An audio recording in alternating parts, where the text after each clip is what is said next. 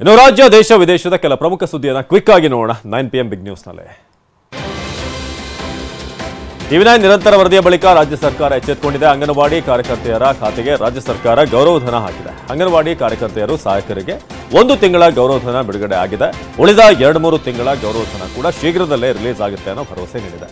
ಈ ಬಗ್ಗೆ ಅಂಗನವಾಡಿ ಕಾರ್ಯಕರ್ತರು ಟಿವಿ9ಗೆ ಧನ್ಯವಾದ ತಿಳಿಸಿದ್ದಾರೆ. ಡಿಸಿಎಂ ಡಿಕೆ ವಿರುದ್ಧದ ಆದಾಯ ಮೀರಿ ಆಸ್ತಿ ಗಳಿಕೆ ಪ್ರಕರಣ ಸಂಬಂಧ ಶಾಸಕ ಬಸವನಗೌಡ ಯತ್ನಾಳ್ ಸುಪ್ರೀಂ ಕೋರ್ಟ್ಗೆ ಅರ್ಜಿ ಸಲ್ಲಿಸಿದ್ದಾರೆ. ಕೆಲ ದಿನಗಳ ಹಿಂದೆ ಯತ್ನಾಳ್ ಮತ್ತು ಸಿಬಿಐ ಅಧಿಕಾರಿಗಳ ಅರ್ಜಿಯನ್ನು ಹೈಕೋರ್ಟ್ ವಜಾಗೊಳಿಸಿತ್ತು.